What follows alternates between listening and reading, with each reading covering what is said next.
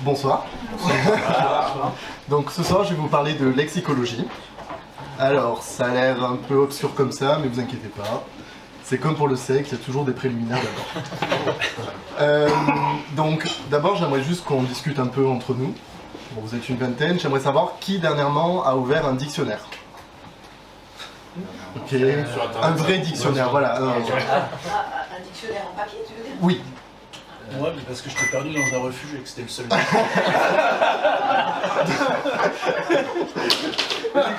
Donc on part sur à peu près entre 0 et 5% de personnes qui ouvrent un dictionnaire. Grosso merdo. D'après vous, combien y a-t-il de mots dans la langue française? Ouais, un peu. Il y a 150 000. Allez. 200 000. 300 000. 300 000. Donc ça oui. Quelques millions, 3 millions. 3 millions, ça fait beaucoup. Moi j'aurais dit comme le monsieur. Il y en a beaucoup moins. Alors sachez qu'il y a à peu près entre 63 000 et 100 000 mots, 150 000, voilà. Donc on va partir de ces postulats-là. Donc, nous, pour parler, on utilise environ 20 000 mots. On connaît 20 000 mots, à peu près. C'est pas énorme. On en connaît en langage actif, ce qu'on appelle, donc qu'on comprend, et en langage passif. Langage passif, c'est les mots qu'on ne comprend pas. Par exemple, si je vous demande de me définir le mot walk, comme ce fut le cas pour la plupart des hommes politiques et femmes politiques dernièrement. Hein? Non, avec un E à la fin. Avec un E à la fin. Je pense que pas grand monde n'est capable de le définir correctement. Bien pensant, hein. On va tous avoir une définition, compliquée, mais on va pas tous avoir la même et surtout il n'y a pas de définition claire, c'est ça le problème. Donc on a beaucoup de mots, ça dépend. Justement on va y venir. Là c'est la première partie, donc là c'est encore les préliminaires, et ensuite on va aller en profondeur. Donc forcément on ne sait pas bien employer les mots. Donc moi mon objectif c'est justement d'augmenter la quantité de mots qu'on connaît. Donc de passer de 20 000 à peut-être 40, 50 000, on estime que 50 000 c'est le total que connaît environ une personne cultivée. Je vous laisse définir ce qu'est une personne cultivée. Et c'est aussi de toujours employer, selon l'acception de Grévis, qui est un grand grammairien, le bon usage, le mot juste, et apporter de la nuance dans le discours. Donc, moi, mon postulat de départ, sachez que je me fais chier à peu près 60% du temps dans ma vie. Pendant ces 60% du temps, je réfléchis. Mauvaise idée. Donc je me suis posé une question qui paraît assez conne, au demeurant. Je sais pas si j'ai le droit de... Bon, je commis. C'est combien de mots faut-il pour définir tous les autres? Je sais pas si tout le monde voit à peu près ce que je veux dire. Oui, ça va. Combien de mots sont nécessaires pour permettre de définir tous les autres? Je me fais chier souvent.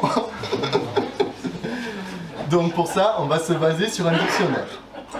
Donc maintenant, je vais vous expliquer ma théorie. Ça va être très compliqué, accrochez-vous, après on va rigoler, promis. Alors, on prend un mot de départ. J'ai choisi au hasard le mot feuille, une feuille. Sa définition, c'est « partie des végétaux par laquelle ils respirent ». Est-ce que j'ai encore tout le monde? Ok, c'est bon. Maintenant, on va faire une distinction entre les mots. Il y a les mots définissables, les mots définissants. Ok, je commence à en perdre quelques-uns. Donc, les mots définissables sont les mots qui ont... Comment dire? Comment j'ai défini ça? Renvoie à une entité matérielle, psychique ou sentimentale dont l'évocation renvoie à un objet représentable. Si je vous parle d'une table, tous dans votre esprit, vous aurez une table. Jusque-là, on est d'accord? Okay. Si je vous dis « nous », comme ça, sans contexte, vous n'aurez pas forcément... Si je vous dis « que », Q-U-E, évidemment.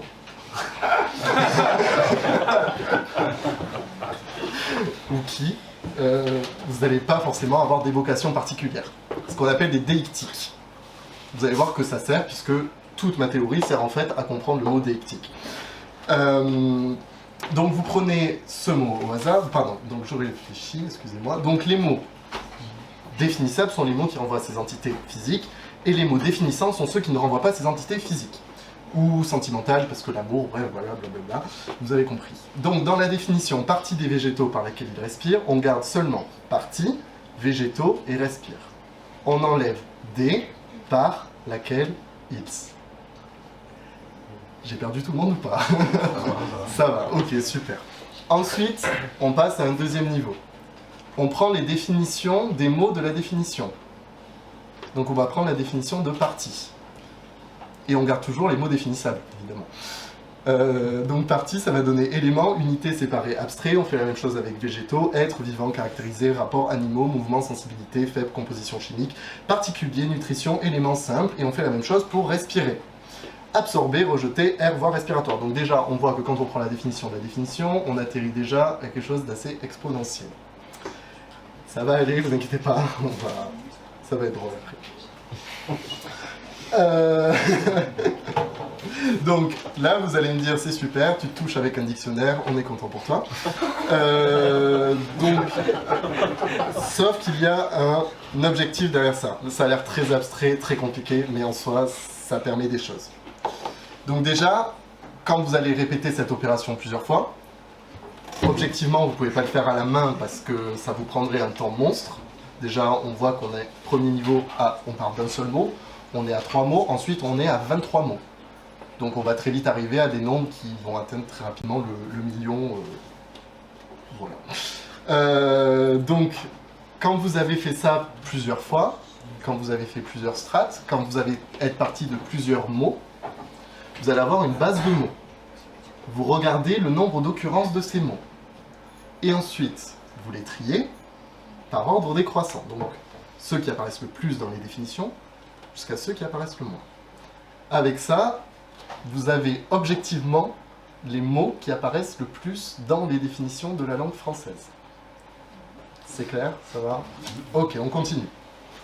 Alors, qu'est-ce que ça permet? Donc déjà, cette hiérarchisation objective, parce que par exemple, quand vous voulez apprendre une langue, je ne sais pas si certains ont déjà fait comment apprendre l'anglais facilement, on vous propose des listes de mots, les 100 mots les plus courants pour parler en anglais. Sauf que ces listes sont subjectives. Nous, on veut de l'objectivité. Et ça me permet de dire aussi que la littérature, c'est un petit peu la dernière science sociale, entre guillemets, qui n'a pas été rendue mathématique. Et donc, ça vous permet ensuite d'avoir un apprentissage lexical, donc des mots de la langue que vous étudiez, plus ordonnés, comme des briques de Lego. Vous allez partir des mots qui apparaissent le plus, et avec ces petits mots, tout le monde voit ce qu'est un Lego, c'est bon. Avec ces petits mots, vous allez construire des structures de plus en plus complexes, et donc vous allez pouvoir atteindre très rapidement des termes techniques. Le but, c'est d'éviter, comme ça a été le cas pour moi, et c'est notamment pour ça que je le fais, quand je suis rentré en études supérieures, de ne pas comprendre les définitions, de ne pas même comprendre les mots d'une définition. Si par exemple, j'offre un restaurant à la personne qui est capable de me donner la définition exacte, avec toujours mot définissant, définissable, du mot concaténation. Action de concat. C'est presque ça, c'est presque ça. Dans le dictionnaire, en fait, c'est ce que tu trouves le plus souvent. Alors oui, ça pourrait être ça. Oui, voilà, là ça va dépendre en fait de la classe grammaticale. Mais là, la définition exacte, c'est enchaînement de phonèmes ou de morphèmes constituant la chaîne verbale. J'étais à... pas loin. Voilà, c'est ça. Donc quand vous êtes en première année d'études de littérature et que vous ne savez pas ce qu'est un morphème et un phonème, vous avez l'air un peu con.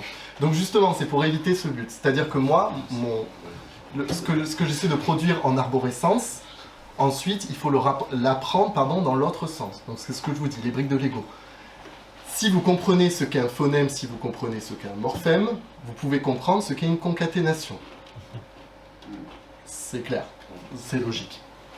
Donc, avec cette hiérarchisation, on peut savoir quels sont les mots les plus importants objectivement et avancer progressivement vers des structures de plus en plus complexes, donc des mots de plus en plus complexes. Donc c'est un travail de lexicologie, blablabla.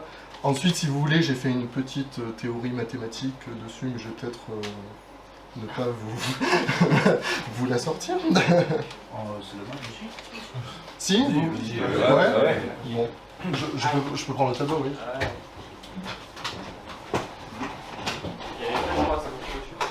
Il y a 3 pieds, donc ça doit aller. On a les quatre. Ah, il y en a 4. Les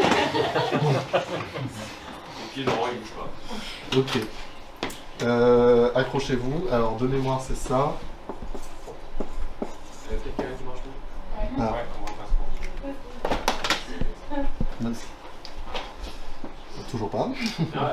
Le noir. Non. Ah.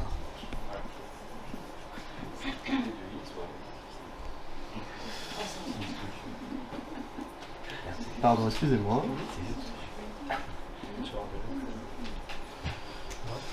Ah là là.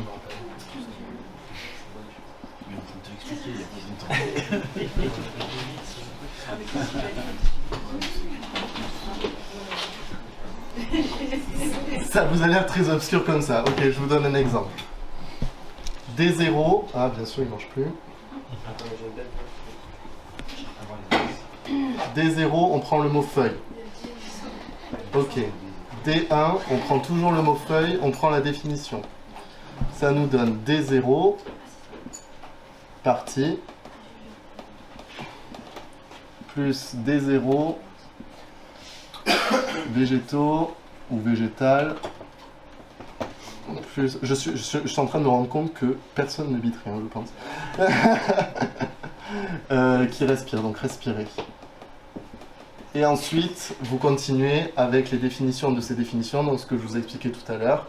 Donc ensuite, vous aurez entre crochets D1 partie, et je ne me souviens plus de la définition, mais ça va être égal D0 abstrait, je crois, il y avait quelque chose comme ça, etc. Donc c'est pour ordonner, si vous voulez, un petit peu la chose. Je suis conscient que c'est très obscur. Donc maintenant, je vais vous parler des limites de cette théorie, que vous n'avez peut-être pas comprises. Non, mais dites-le-moi si c'est pas clair, si je peux élucider des choses, ça m'arrange. Donc déjà, la première question qu'il faut se poser, c'est quelle base de données est-ce qu'on prend? Quel dictionnaire? Puisque les définitions varient selon les dictionnaires, varient selon les bases de données. Si par exemple, je vous demande de me donner une définition de l'amour, bon, on va tous avoir à peu près une définition qui va dans le même sens, mais on n'aura pas forcément tous la même, on n'utilisera pas tous les mêmes mots. Donc déjà, il y a cette question. Ensuite, comme là, c'est fait pour l'apprentissage, moi, je traite seulement des questions lexicales. Je ne parle pas du tout de conjugaison ou de grammaire. Même si on peut comprendre une phrase s'il n'y a pas de conjugaison. Tout le monde... Oui, vous voulez un exemple ou ça va? Voilà.